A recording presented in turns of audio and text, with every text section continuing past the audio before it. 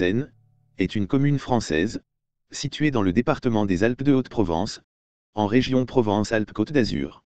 Le nom officiel de la commune, tel que répertorié par le Code officiel géographique de l'INSEE, est Seine. Il est toutefois fait usage, au niveau local, d'une appellation Seine-les-Alpes, jusqu'ici non entérinée par un décret. Ne pas confondre avec la ville de la Seine-sur-Mer, qui est la deuxième ville du Var. Le nom de ses habitants est sénois, plus rarement aujourd'hui. Localement on utilise aussi Sénart et Sénarde. Seine a reçu le label « Village et cité de caractère ». Le village est situé à 1260 mètres d'altitude. Les fonds de vallée au sol profond et coupés de haies dans la vallée de Seine sont surnommés la Suisse provençale. Elle est traversée par la Blanche, affluent de la Durance. Seine est accessible par la route départementale RD 900, entre le Lauzet-Baille, au nord, et Digne-les-Bains, au sud.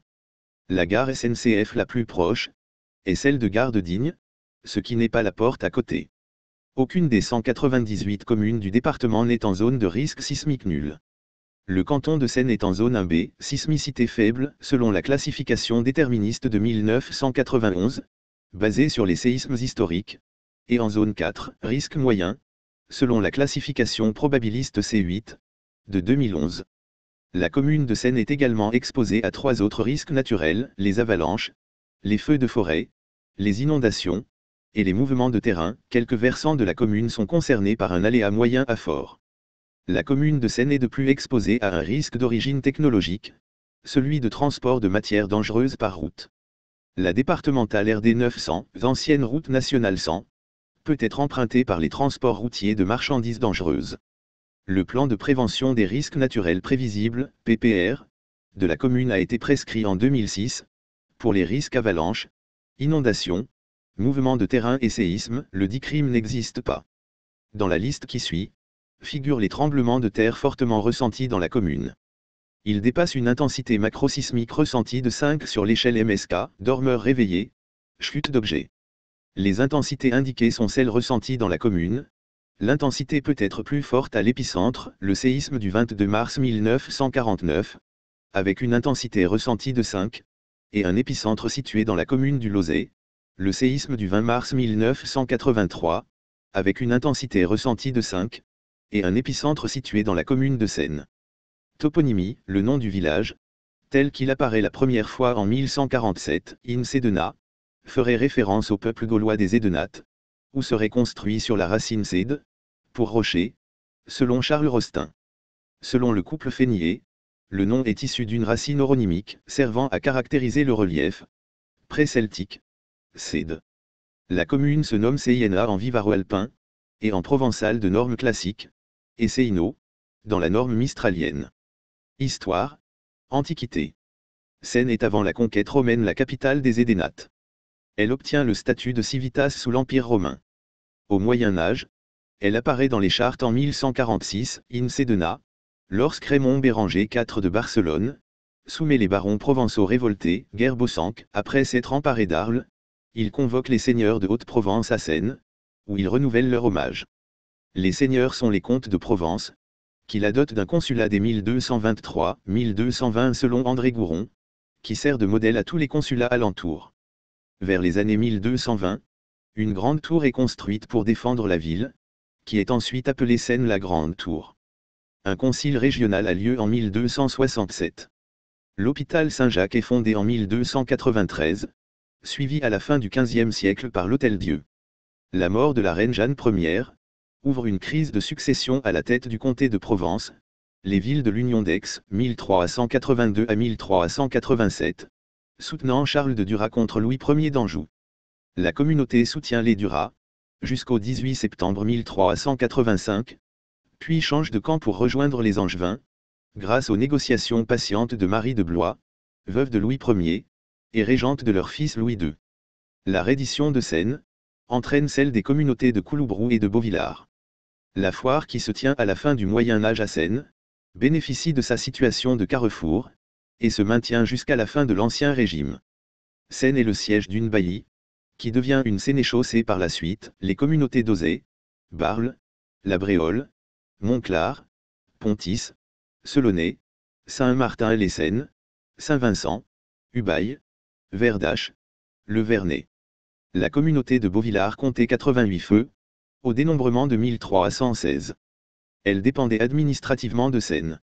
Au XVe siècle, les habitants de Beauvillard, ayant voulu s'autonomiser, sont massacrés, les survivants déportés, et le nom de Beauvillard effacé des archives. La communauté de Couloubrou, Colobrosium, citée au XIIIe siècle, est elle aussi rattachée à Seyne au XVe siècle. Elle comptait 19 feux en 1316, et était dotée elle aussi d'un consulat. Avec la création de l'imprimerie, les écrits et les idées se diffusent, et dans le deuxième tiers du XVIe siècle, le protestantisme s'implante à Seyne. Grâce à l'édit d'Amboise, 1563, les fidèles de cette religion sont autorisés à construire un temple, mais à l'écart de la ville. La ville est prise et pillée, à l'été 1560, par le capitaine protestant Paulon de Mauvent, durant les guerres de religion. Elle est attaquée par les protestants étrangers à Seyne en 1574, qui la conservent par la suite. Le baron d'Allemagne s'y retranche en 1585, devant l'offensive de la Ligue catholique, sans empêcher la prise de la ville, par le duc d'Épernon. Lors du siège, le clocher est détruit. À la fin des guerres de religion, Lesdiguières y établit un camp, où il prépare sa campagne de reconquête de la Provence, contre les ligueurs ultra-catholiques. La Réforme avait, malgré ses combats, un certain succès à Seyne, et une partie des habitants était restée protestante. La communauté protestante se maintient au XVIIe siècle autour de son temple, grâce à l'édit de Nantes, 1598. Mais l'abolition de l'édit de Nantes, 1685, lui fut fatale, et elle disparut, ses membres émigrants, ou étant convertis de force.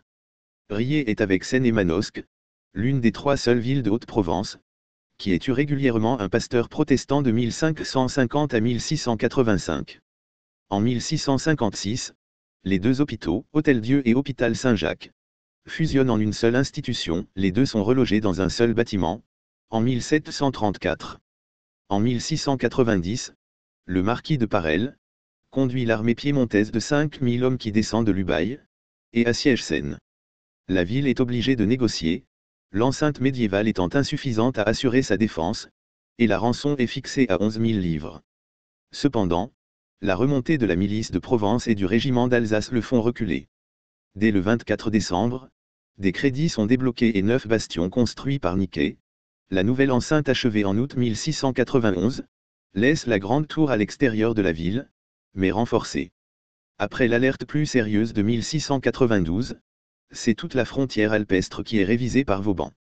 En tournée en décembre 1692, il demande la construction d'une citadelle incluant la grande tour. Richerand mène les travaux de 1693 à 1699. Bien qu'insatisfait, lors de son voyage d'inspection en 1700, Vauban ne réussit pas à faire modifier les fortifications, à part par la construction de redoutes de revers au nord. L'annexion de l'Ubaye par le traité d'Utrecht éloigne suffisamment la menace pour que les travaux soient repoussés sine die, à part des réparations des murailles en 1786. Dans cet état, la ville est occupée par les Austro-Sardes en 1748, guerre de succession d'Autriche, et en 1815, à la fin des guerres de l'Empire. La place est presque désarmée. À la fin de l'Ancien Régime, elle possède 9 canons servis par une garnison de 3 invalides, et un arsenal de 93 fusils. La ville est le siège d'une viguerie jusqu'à la Révolution, et d'un bureau de la Poste royale, à la fin de l'Ancien Régime. Peu avant la Révolution française, l'agitation monte. Outre les problèmes fiscaux présents depuis plusieurs années, la récolte de 1788 avait été mauvaise et l'hiver de 1788 à 89, très froid. L'élection des États généraux de 1789 avait été préparée par celle des États de Provence de 1788 et de janvier 1789, ce qui avait contribué à faire ressortir les oppositions politiques de classe, et à provoquer une certaine agitation. C'est au moment de la rédaction des cahiers de doléances, fin mars, qu'une vague insurrectionnelle secoue la Provence. Une émeute frumentaire se produit à Seyne le 29 mars.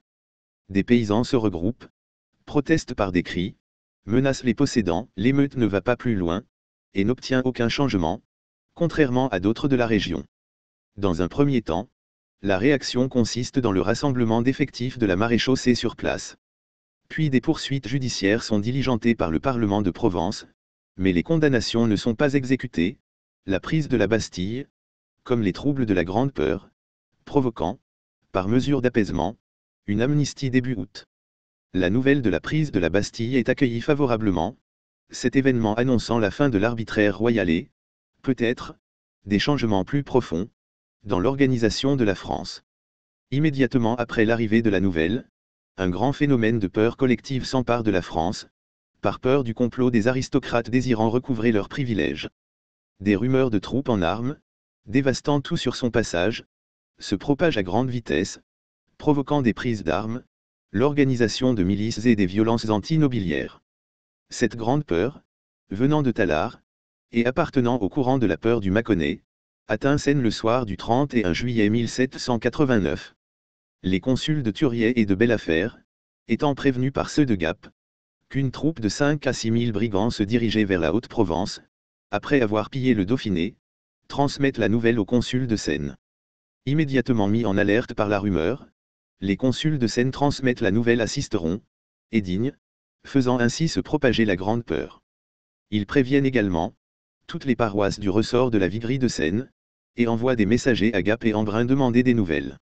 L'arsenal de la citadelle de Sène est réquisitionné, et les 93 fusils et 9 canons sont distribués aux hommes de Sène, et des villages de Saint-Pons, Selonnais et Chardavon, venus se réfugier avec leurs meubles, et leur bétail, à l'abri des murs de la citadelle.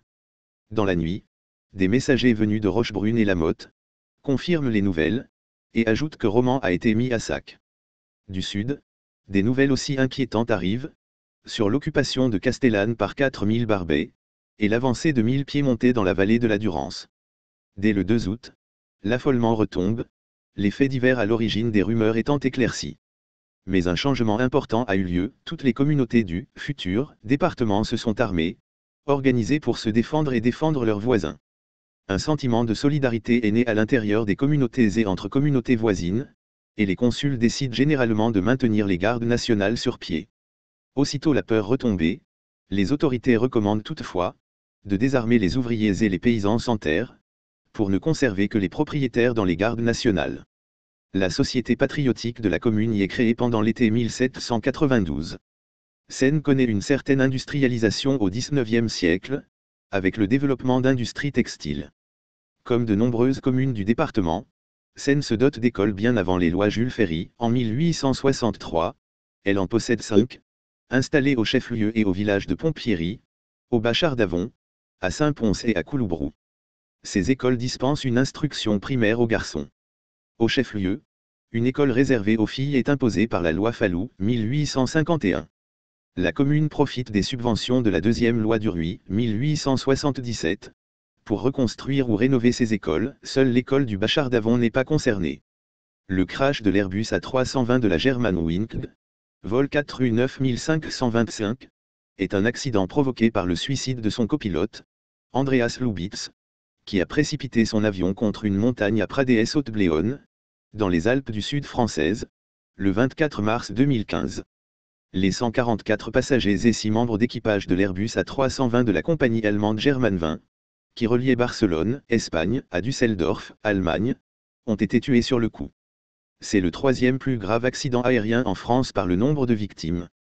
Lieux et monuments remarquables, des fortifications médiévales subsistent, la porte fortifiée de la rue Basse, du XIVe siècle, et la tour Maubert, ou Grande Tour, à 3 étages, construite à l'extérieur de l'enceinte au XIIe siècle. De plan rectangulaire, haute de 12 mètres, elle était reliée à la ville. Elle a été revue sous la Restauration.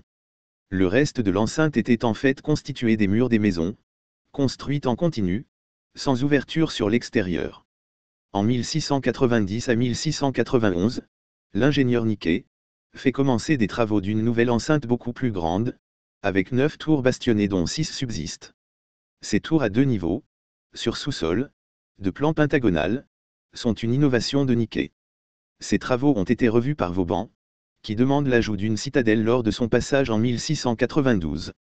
La citadelle de Sène est construite par Richerand, à partir de 1693, et achevée en 1700. Cette citadelle trop étroite, dite Vauban mais qui ne le satisfit pas lors de son voyage d'inspection, domine la vallée de la Blanche. Longue de 200 mètres, large de 50, Elle intègre une ancienne tour modifiée pour accueillir de l'artillerie, est dotée d'une caserne, et son entrée est défendue, côté ville, par une tenaille. L'enceinte, quant à elle, est achevée en 1705. La place forte, en première ligne au moment de sa construction, se retrouve en troisième ligne après le traité d'Utrecht, 1713, qui réunit la vallée de l'Ubaye à la France, et n'est défendue que par 2 compagnies d'invalides jusqu'à la Révolution, et une garnison réduite pendant la période 1790 à 1815. La Restauration lui ajoute une batterie avancée, ou ouvrage à cornes, reconstruit la porte, 1821, ajoute des casemates à feu de revers, des caponnières. Elle est déclassée en 1866, puis occupée par un seul gardien de 1887 à 1907, avant d'être vendue. Passée de main en main, la commune la rachète en 1977, et commence depuis des travaux de restauration. L'enceinte est un monument historique classé. Architecture civile, plusieurs maisons des rues du vieux centre datent du XVIIe siècle, avec notamment les anciennes mairies, Grand-Rue, et une maison proche de 1788, mais avec une porte en plein cintre. Toujours Grand-Rue, une maison date de 1605. Une maison de la rue Haute date de 1708, et voisine avec une autre de la fin du Moyen Âge, dont l'encorbellement est soutenu par des consoles en bois mouluré. D'autres maisons de la Grand-Rue ont conservé en façade des arcades, éléments caractéristiques de l'époque médiévale mais datées elles aussi du XVIIIe siècle. L'hôpital est construit en 1734.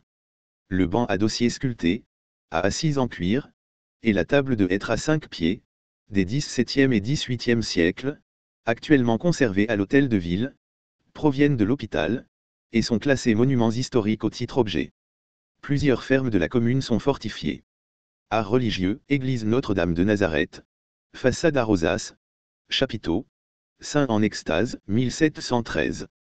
L'église Notre-Dame de Nazareth, de style roman, a globalement conservé son aspect primitif. Attribuée légendairement à Charlemagne, la construction du bâtiment actuel peut remonter au milieu du XIIe siècle. La façade occidentale est ornée d'une vaste rosace à 12 rayons.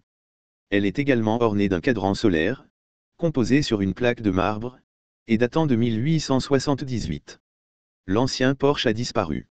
Son portail à voussure a conservé ses chapiteaux sculptés. La nef, longue de 28 mètres et haute de 14 mètres 50, est composée de 3 travées voûtées en berceau, et séparées par des arcs doubleaux à double rouleau. Le chœur est achevé plat, et voûté lui aussi en berceau. Avant le chœur, 2 chapelles latérales forment un faux transept. Le portail de la façade sud est de style gothique, XIIIe ou début du XIVe siècle. Il a la particularité d'être encadré de 2 départs d'arches à lance appuyés sur les contreforts qui l'encadrent. Les vantaux du portail datent de 1631. La flèche du clocher a été refaite après le siège du duc d'Épernon. Quelques travaux de consolidation, rejointoiement, restauration du contrefort sud-ouest, ont été faits en 1967.